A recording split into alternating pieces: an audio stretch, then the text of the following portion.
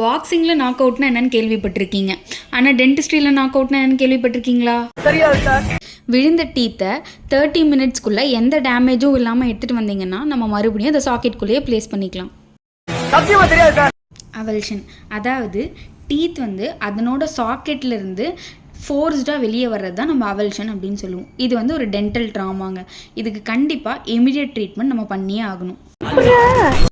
இது எதனால் நடக்குதுன்னா, நம்ம ஆக்சிடென்டலாக கீழே விழுந்துடுறதாலேயோ யாராவது ஃபோர்ஸ்ஃபுல்லாக நம்மளை அடிக்கிறதாலேயோ டீத்தை சாக்கெட்லேருந்து வெளியே வந்துடுது. சரி, இதை நம்ம எப்படி மேனேஜ் பண்ணலாம்? டீத்து விழுந்த 30 மினிட்ஸ்க்குள்ளே நம்ம டென்டிஸ்ட்டை கண்டிப்பாக பார்க்கணும். ஸோ அதை எப்படி நம்ம மேனேஜ் பண்ணலான்னா, டீத்தை நம்ம க்ரௌனை பிடிச்சி தாங்க எடுக்கணும்.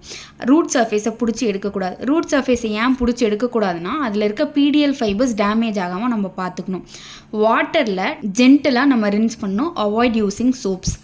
விழுந்த டீத்தை நம்ம எதுலெல்லாம் ஸ்டோர் பண்ணி வைக்கலாம்னா, சலைனில் ஸ்டோர் பண்ணி வைக்கலாம், மில்கில் ஸ்டோர் பண்ணி வைக்கலாம், கோகனட் வாட்டரில் சேவ் பண்ணி வைக்கலாம்.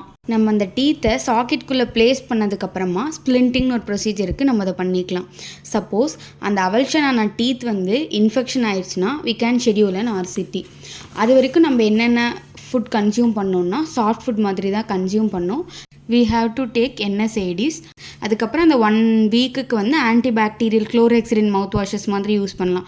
சப்போஸ் அவல்ஸான டீத்தை நம்ம 30 மினிட்ஸ்க்குள்ளே எடுத்துகிட்டு வரல, சாக்கெட்குள்ளே நம்மளால் ப்ளேஸ் பண்ண முடியல அப்படின்னா அதுக்கான ஆல்டர்னேட்டிவ்ஸ் பிரிட்ஜ் மாதிரி போட்டுக்கலாம், இம்ப்ளான்ட்ஸ் மாதிரி போட்டுக்கலாம், பார்ஷியல் டென்ச்சர்ஸ் மாதிரி போட்டுக்கலாம்.